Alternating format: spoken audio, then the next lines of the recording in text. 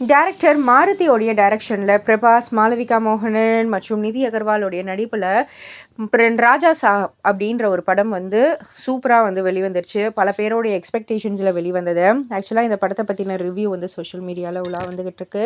அந்த படி வந்து பார்த்திங்கன்னா, ராஜா சாப் வந்து ஒரு சுவாரஸ்யமான கருத்து மற்றும் துடிப்பான பிரபாஸை கொண்ட ஒரு திகில் அல்லது கற்பனை நாடகம் அப்படின்ற மாதிரி சொல்லியிருக்காங்க.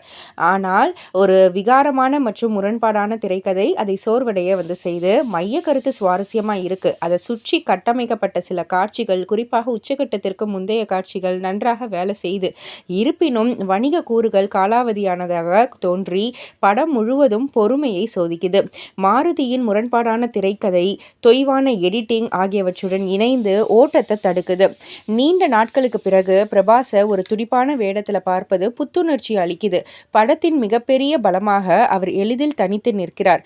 சில இடங்களில் விஎஃப்எக்ஸ் வேலை செய்யுது, ஆனால் மற்ற இடங்களில் சரியாக வேலை செய்யலை.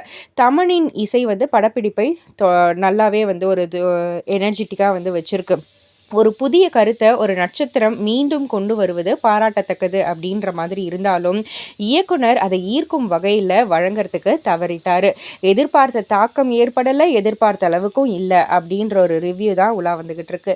இதை பற்றி நீங்கள் என்ன நினைக்கிறீங்க? உங்களுடைய கருத்து என்ன அப்படின்றத கீழே உள்ள கமெண்ட் பாக்ஸில் குறிப்பிட்டு சொல்லுங்கள். மறக்காமல் சேனலை சப்ஸ்கிரைப் பண்ணி பக்கத்தில் உள்ள பெல் ஐக்கானை கிளிக் பண்ணிவிடுங்க.